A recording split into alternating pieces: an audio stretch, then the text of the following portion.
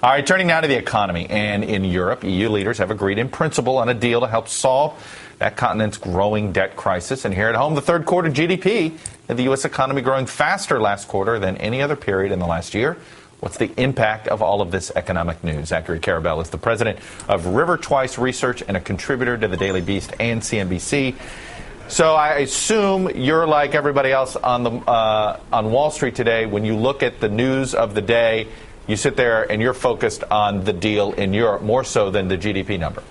Well, I think a little bit of both. You know, it's kind of funny following football shenanigans in Big 12. I kind of feel like, you know, pick Europe versus a football conference, and there are kind of eerie similarities about the ins and outs and internecine warfare between the various parties.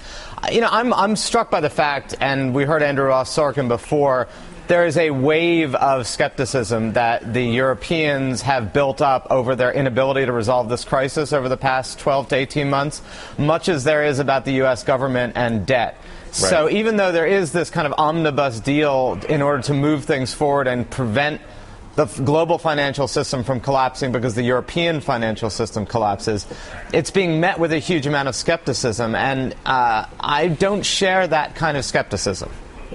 Is this a model to deal with if Italy, Spain, pardon my French here, but the pig countries, as they've been referred to, right, these countries with these horrible debt problems, is what's happened in Greece going to be the model for these other countries if it gets to that point? I think the point of the Greece deal is to prevent Portugal or Ireland, or the real big issue from the European perspective is Italy, because the size of its debts, over $1 trillion, simply can't be just washed away or recapitalized, meaning there's just not enough money to underwrite Italy if Italian risk becomes, the market perceives Italian risk to be too great. So that's the real concern from Europe. Again, you know, legislation, omnibus economic deals, like that old cliche about don't watch legislation or the making of sausage because it'll disgust you.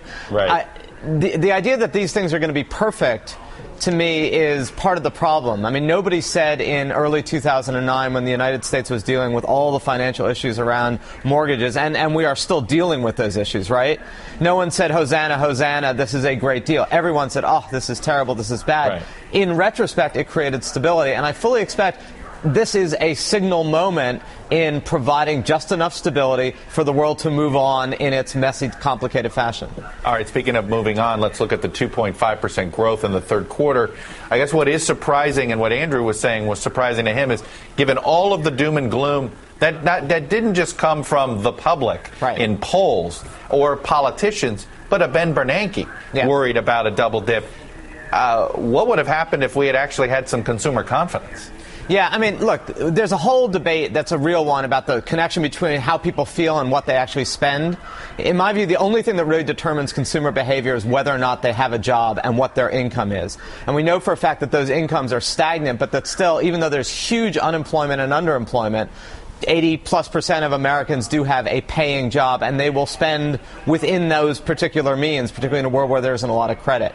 So this GDP number, I think, confirms more that we're in an extremely slow growth, troublesome economy that isn't going to help the people who are hurting, is benefiting the people who are benefited, and that was going to be true whether the number was 1%, 3%, or 0. And it's going to be true for a long time. So these are important numbers to look at every 3 months. Right. But we're in the economy we're in, kind of whether or not it's a 1% number or a 3% number, in my view. All right. Zachary Karabell, contributor at CNBC and the Daily Beast, and an economist there.